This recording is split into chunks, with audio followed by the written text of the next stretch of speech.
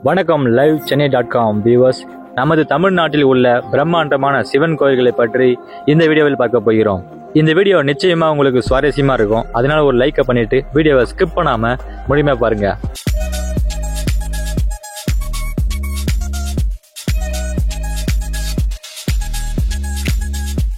இந்தியாவில் இருக்கும் சிவன் கோயில்களில் பாதிக்கும் மேற்பட்ட கோயில்கள் தமிழ்நாட்டில் தான் உள்ளன. அதாவது தமிழ்நாட்டில் மட்டும் 2500க்கும் அதிகமான சிவ தலங்கள் கட்டப்பட்டுள்ளன.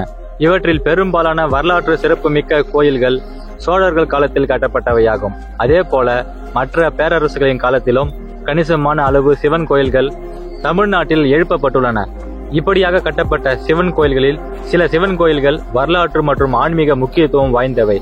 அப்படிப்பட்ட சிறப்பு வாய்ந்த சிவன் கோயில்களை பற்றி ஒவ்வொன்றாக பார்ப்போம். முதலாவதாக திருவதிகை வீரட்டானேஸ்வரர் கோயில்.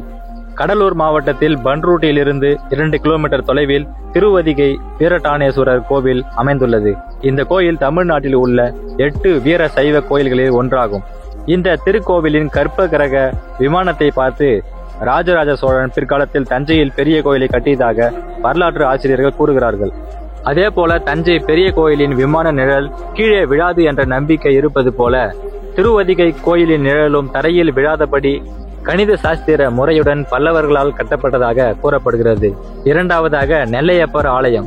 திருநெல்வேலியில் உள்ள நெல்லையப்பர் ஆலயமானது தமிழகத்திலே மிகப்பெரிய சிவாலயமாகும். இது பாண்டிய மன்னர்களால் கிபி 700ஆம் ஆண்டில் கட்டப்பட்டது. சிவபெருமானுக்கும் பார்வதி தேவிக்கும் தனித்தனியே கட்டப்பட்ட 2 கோயில்களை உள்ளடக்கிய பிரம்மாண்டமான கோயில்தான் நெல்லையப்பர் ஆலயம்.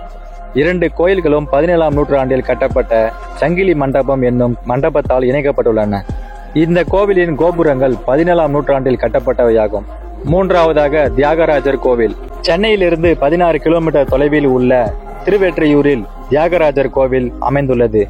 இந்த கோவில் பல்லவ மன்னர்களால் 7ஆம் நூற்றாண்டில் கட்டப்பட்டதாக நம்பப்படுகிறது. எனினும் அதற்கு பிறகு 11ஆம் நூற்றாண்டில் சோழர்களால் பெரிதாக புதுப்பிக்கப்பட்டு கட்டப்பட்டுள்ளது. இங்கு பிரதிஷ்டை செய்யப்பட்டுள்ள சிவபெருமானின் விக்கிரகமும் திருவாரூர் தியாகராஜ சுவாமி திருக்கோயிலில் உள்ள சிவன் சிலையும் ஒரே மாதிரியான தோற்றத்தை கொண்டவை. நான்காவதாக ஸ்ரீ மாயூரநாத சுவாமி கோவில். மயிலாடுதுறையின் மிகப்பெரிய கோவிலாக ஸ்ரீ மாயூரநாத சுவாமி கோவில் திகழ்கிறது. இந்த கோவில் சுவர்களில் உள்ள மிக பழமையான பதிவுகளாக குலோத்துங்க சோழனின் பதிவுகள் உள்ளன. அதன் ஆரம்ப கட்டுமானத்திற்கு பிறகு சற்றே புனரமைக்கப்பட்ட இந்த கோயில் சோழர்களின் கட்டிடக்கலைக்கு சான்றாக இன்னமும் விளங்குகிறது. இந்த கோவிலின் நடராஜ பெருமானுக்காக ஒவ்வொரு ஆண்டும் நடத்தப்படும் மாயூரா நாட்டியாஞ்சலி நிகழ்ச்சி எண்ணற்றவர்களை இக்கோவிலுக்கு நோக்கி ஈர்த்துவிடும்.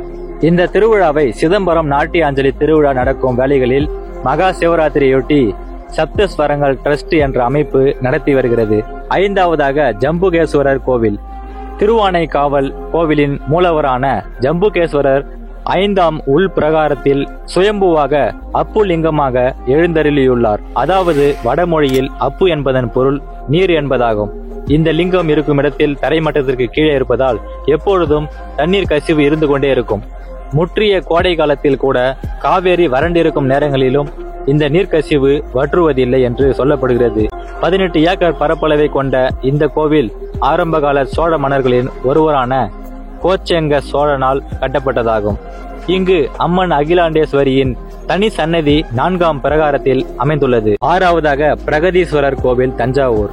தமிழ்நாட்டில் 1000 ஆண்டுகளுக்கு மேலாக கட்டப்பட்ட கோயில்களில் எத்தனை இருந்தாலும் தஞ்சை பெரிய கோவிலுக்கு ஈடு இணையற்றது எதுவுமில்லை.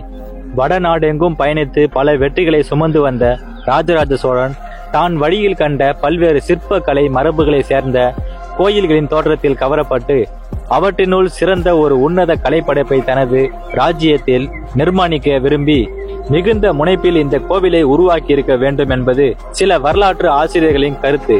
வார்த்தைகளில் விவரிக்க முடியாத நுண்ணிய வடிவமைப்பு, கற்பனா சக்தி, மேலாண்மை, துல்லியம், பொருளியல் நுணுக்கங்கள், அப்பொழுக்கற்ற ஒழுங்கு, துளியும் பிசக்காத கணக்கீடுகள் போன்ற அறிவியல் பூர்வமான நுட்பங்கள் இந்த ஒட்டுமொத்த கோயிலில் உருவாக்கத்தில் நிரம்பியுள்ளன என்றால் அது மிக இல்லை. ஏழாவதாக தில்லை நடராஜர் கோவில் சிதம்பரம். மனிதனின் உடம்பும் கோயில் என்பதை விளக்கும் வகையில் சிதம்பரம் நடராஜர் கோயில் அமைந்துள்ளது. மனித உடலானது அன்னமயம், பிராணமயம், மனோமயம், விஞ்ஞானமயம், ஆனந்தமயம் என்னும் 5 சுற்றுகளை கொண்டது. அதன் அடிப்படையில் நடராஜர் கோயிலில் 5 திருச்சுற்றுகள் என்னும் பிரகாரங்கள் அமைந்துள்ளன. அதே வேளையில் மனிதனுக்கு இதயம் இடதுபுறம் அமைந்திருப்பது போல மூலவர் இருக்கும் கருவறை கோயிலின் இடதுபுறமாக சற்று நகர்ந்து இருக்கிறது. அதோடு சராசரியாக ஒரு மனிதன் ஒரு நாளைக்கு 21,600 முறை இதயத்தின் உதவியால் மூச்சு விடுகிறான் என்பதை குறிக்கும் விதமாக கருவறையின் மீதுள்ள கூரை 21,600 ஓடுகளால் வேயப்பட்டிருக்கிறது. இதுதான் தில்லை நடராஜர் கோயிலின் தனி சிறப்பாகும். 8வதாக மருந்தீஸ்வரர் கோவில், சென்னை. சோழ நாட்டை பல்லவன், ஆந்திரம் போன்ற ராஜ்யங்களுடன் இணைத்த வடபெருவழி என்னும் முக்கிய சாலையில் இந்த கோயில் இருந்ததை வரலாற்று சான்றுகள் சுட்டிக்காட்டுகின்றன. இந்த பாதைதான் இன்றைய ஈசிஆர் எனும் கிழக்கு கடற்கரை சாலையாக உருமாறியுள்ளது.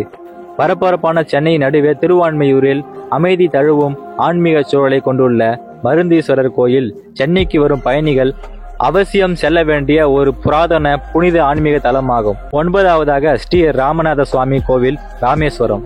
10 ஜோதிர்லிங்க கோயில்களில் தமிழ்நாட்டில் அமைந்துள்ள ஒரே ஜோதிர்லிங்க ஆலயமான ராமேஸ்வரத்தில் உள்ள ஸ்ரீ ராமநாத சுவாமி கோவில் புகழ்பெற்றுள்ளது.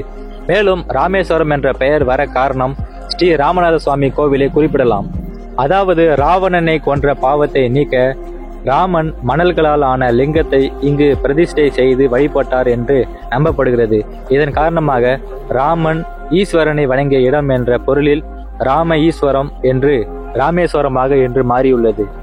இந்த பதிவில் நாம் பார்த்த தமிழ்நாட்டின் மிக பிரம்மாண்டமான சிவன் கோயில்களில் உங்களுக்கு பிடித்தமான கோயிலை பற்றிய கருத்தை நமது கமெண்ட் செக்ஷன்ல சொல்லுங்க. மேலும் தமிழ்நாட்டில் உள்ள பிரம்மாண்டமான சிவன் கோயில்களை நாம் அடுத்த பதிவில் பார்ப்போம். நன்றி, வணக்கம்.